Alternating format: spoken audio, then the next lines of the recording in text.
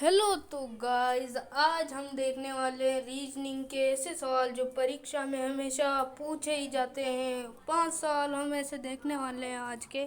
तो चलिए शुरू करते हैं। यदि असमान को जल कहा जाए और जल को हरा कहा जाए, हवा को हवा कहा जाए, हरा को हवा कहा जाए, हवा को नीला कहा जाए, नीला को बादल कहा जाए, बादल को पीला कहा जाए और पीला को जमीन कहा जाए, तो मछली कहाँ रहेगी? इस सवाल को पढ़िए और इसका आंसर बताइए। इसमें कहा है कि मछली कहाँ रहेगी। जल को हरा कहा है, हरे को हवा कहा है, हवा को नीला कहा है, नीले को बादल कहा है, बादल को पीला और पीले को जमीन। मछली कहाँ रहेगी?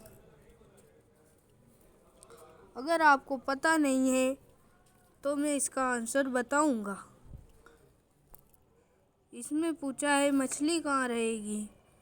मछली जल में रहती है और यहाँ जल का जल का अर्थ हरा कहा गया है।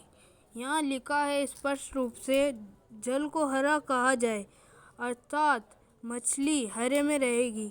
Option D is correct answer. अगले क्वेश्चन की तरफ चलते हैं। यदि लाल को हरा कहा जाए, हरे को पीला कहा जाए, पीले को नारंगी कहा जाए, नारंगी को गुलाबी, गुलाबी को नीला, नीले को सफ़ेद कहा जाए, सफ़ेद को काला कहा जाए, गुलाब के पौधे की पत्ती का रंग क्या होगा? इसमें ऑप्शन है पीला, बी सफ़ेद, सी काला, डी गुलाबी। तो जल्दी से आंसर बताइए।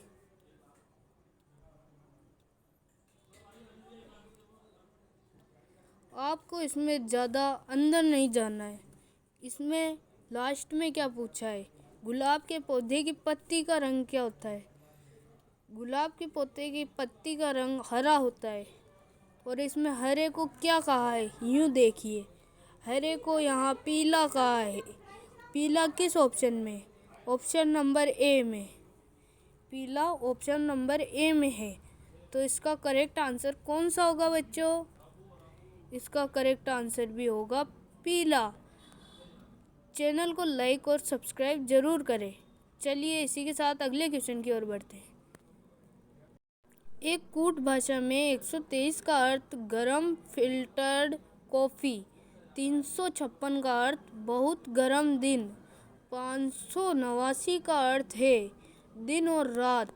बहुत के लिए कौन सा अंक है? यह सवाल थोड़ा कठिन है, इसलिए मैं इसे कराता हूँ। इसमें पूछा है बहुत के लिए कौन सा अर्थ है, बहुत के लिए कौन सा अंक है।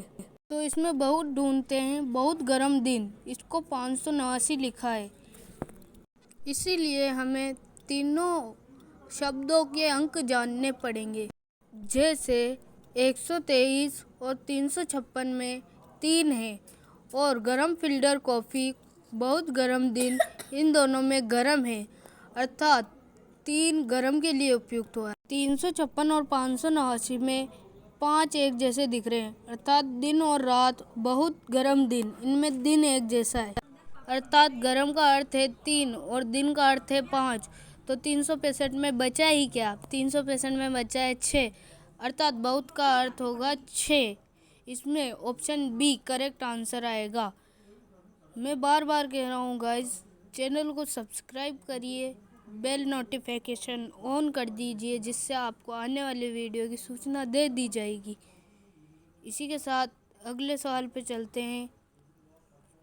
किसी निश्चित सांकेतिक भाषा में पिक एंड चूज को कोहोपो और पिक अप एंड कॉम को टोनोकोपो लिखा जाता है। उसी सांकेतिक भाषा में पिक का कोड क्या होगा? ऑप्शन ए को, ऑप्शन बी पो, ऑप्शन सी या तो को या पो, ऑप्शन डी इनमें से कोई नहीं। तो गाइज ये आपके होमवर्क का क्वेश्चन है, इसका आंसर मैं अगले वीडियो में बताऊंगा, तो यह प्रश्न आप कर लीजिएगा। ये मैंने होमवर्क के लिए छोड़ा है। इसी के साथ अगले क्वेश्चन पे चलते हैं।